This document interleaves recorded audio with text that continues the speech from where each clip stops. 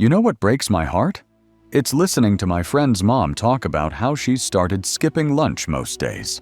Not because she's on some trendy intermittent fasting diet, but because she's genuinely trying to stretch her grocery budget until the end of the month. She worked as a nurse for 40 years. 40 years of night shifts, caring for others, giving everything she had.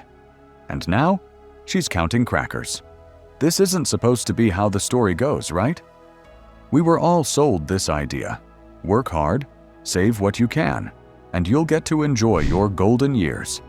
Maybe travel a little, spoil the grandkids, finally read all those books you never had time for. But somewhere along the way, the script got flipped. And now growing old in America feels less like a victory lap and more like running a marathon with weights strapped to your ankles. And here's the thing, I'm not trying to bum you out over your latte. I promise. But I think we need to talk about this. Really talk about it.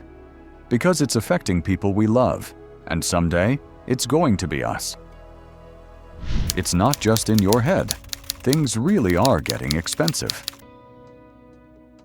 My neighbor, sweet Mrs. Wright, who always has the best gardening tips, told me last week that she almost cried in the cereal aisle. She's been buying the same brand of oatmeal for 20 years, and suddenly she couldn't afford it anymore.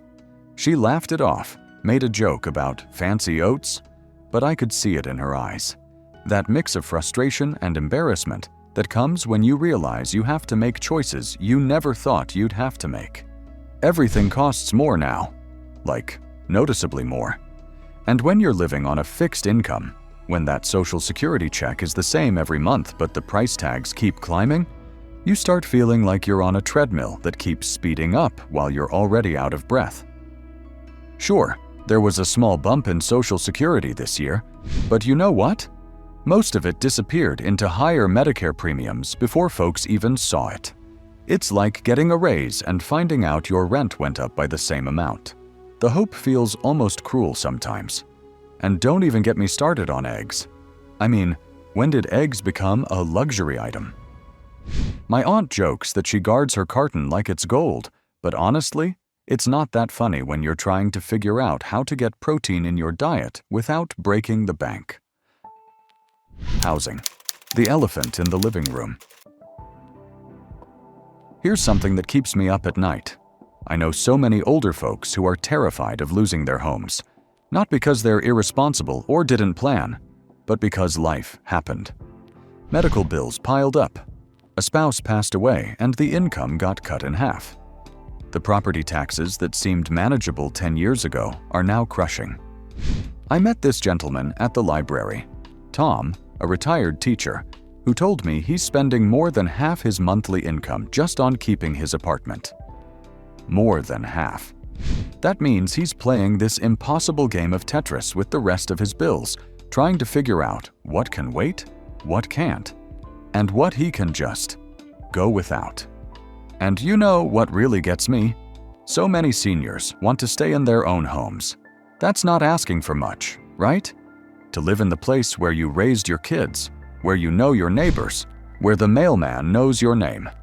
But their homes aren't set up for aging bodies. Stairs become mountains. Bathtubs become hazards. And the cost of making those changes? Forget about it. I think about my own parents' house, the one I grew up in, and I realize if they needed to use a wheelchair tomorrow, they'd be in trouble. Bedroom upstairs. Bathroom upstairs. Front porch with 3 steep steps. The house they've poured their hearts into for decades could become a trap. For renters, it's even scarier. When your rent is eating up most of your Social Security check, you're left with crumbs for everything else. Food, medicine, utilities, gas.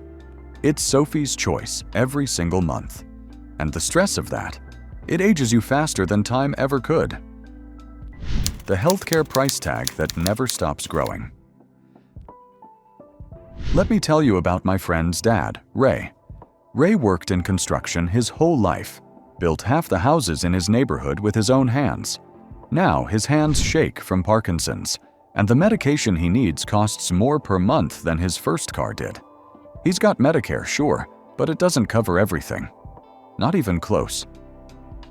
The other day, he told his daughter he was thinking about cutting his pills in half to make them last longer. She nearly had a heart attack. But Ray? He was dead serious. Because what's he supposed to do when the math just doesn't add up? And it's not just medication. It's the co-pays, the deductibles, the things Medicare just doesn't cover, like dental work or hearing aids or glasses. Turns out being able to chew your food, hear your grandkids, and see their faces clearly are considered extras in the healthcare system. How messed up is that? Then there's the whole conversation about what happens when you need help. When getting dressed becomes hard, or you can't safely shower alone, or you forget to take your pills. Assisted living can run over $6,000 a month. Most people's Social Security doesn't even come close to that. So what happens? Adult kids quit their jobs to become caregivers. Seniors go without care. Or worse, they end up with nowhere to go. I heard a statistic recently that gutted me. The number of homeless seniors has jumped dramatically in just the last few years. We're talking about people who worked their entire lives, who did everything right, sleeping in their cars or in shelters. In America, in 2025. It shouldn't be possible, but here we are.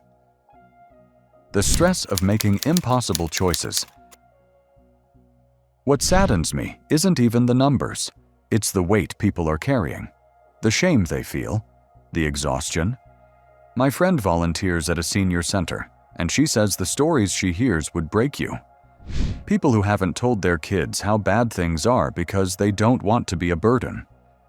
People who are eating one meal a day and calling it cutting back. People who sit in the library all afternoon in summer because they can't afford to run the air conditioning at home. One woman told her she keeps her thermostat at 80 degrees in summer and 62 in winter because the utility bills are brutal.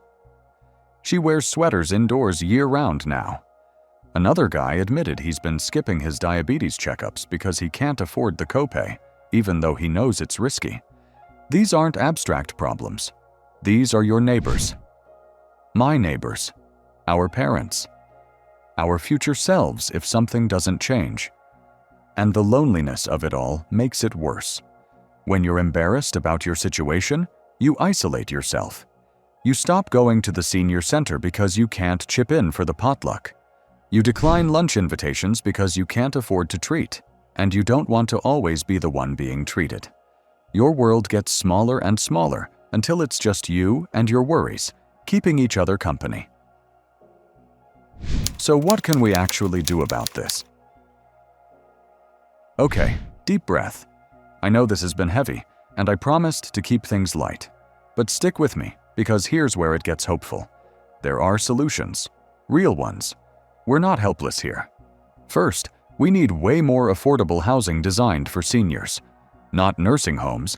I'm talking about actual apartments and communities where rent doesn't swallow your entire income. Places with accessibility built in from the start, so people don't have to choose between their independence and their safety. Some communities are experimenting with these amazing shared housing situations where seniors live together, split costs, and look out for each other. It's like the Golden Girls, but real life. And it works. People have company, expenses are shared, and everyone feels less alone. We also need to make it easier for seniors to stay in their homes if that's what they want. Programs that help pay for ramps, grab bars, stair lifts, the modifications that make a house livable as you age. It's way cheaper than institutionalized care and way better for people's mental health. On the healthcare front, imagine if Medicare actually covered the things people need. Vision, dental, hearing. The basics that affect your quality of life every single day. And prescription drug prices? There's no reason someone should have to choose between eating and taking their heart medication. None. Food assistance programs exist, but a lot of seniors don't know about them or feel too proud to use them. We need to normalize getting help and make it easier to access. Food banks specifically for seniors are popping up in some areas, and they're a lifesaver literally. And Social Security? It needs to actually keep up with what things cost, especially healthcare and housing, which eat up most of a senior's budget. That annual increase should mean something, not just get swallowed by rising costs immediately. Building a community response. But you know what else matters? People and community. Not everything needs to be a government program or policy change. Check in on your older neighbors, not in a condescending way, just genuinely. Invite them over. Offer to grab an extra gallon of milk when you're at the store. Share your garden harvest. Drive them to appointments if they need it. Small things that say, I see you and you matter. Some neighborhoods have started buddy systems where younger folks help seniors with tech stuff, yard work, or grocery shopping. Others have tool and resource sharing programs. One community I read about has everyone brings what they can, dinner once a month at the rec center. No one tracks who brings what or how much, and everyone eats together. There are also some beautiful programs connecting seniors with resources they might not know exist. Help with Medicare enrollment, benefits they're eligible for but never applied for, local services they can access. Sometimes people just need someone to navigate the bureaucracy with them. The bottom line. Look, I'm going to level with you. This is hard stuff to sit with. It's uncomfortable. It's scary, especially if you're looking at your own future or watching your parents struggle right now. But ignoring it doesn't make it go away. And honestly, we can't afford to ignore it anymore. Too many good people are suffering in silence, feeling ashamed of circumstances that aren't their fault. The beautiful thing is, we actually know how to fix this. More affordable housing, better healthcare coverage, stronger safety nets, more community support. It's not rocket science, it's will.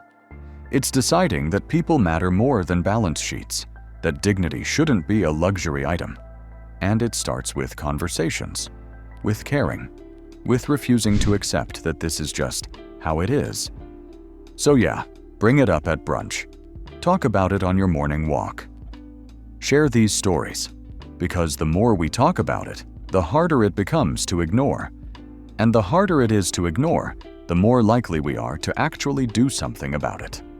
Our parents, grandparents, and neighbors deserve better. And someday, if we're lucky, we'll be them. Don't we want to live in a world where getting old doesn't mean getting crushed by circumstances beyond our control? Where after a lifetime of working and contributing and caring for others, people can actually rest? I think we do.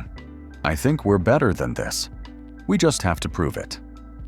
So next time you see an older person at the grocery store trying to decide between two items, calculating in their head, smile at them, see them, because they're not just statistics or policy problems.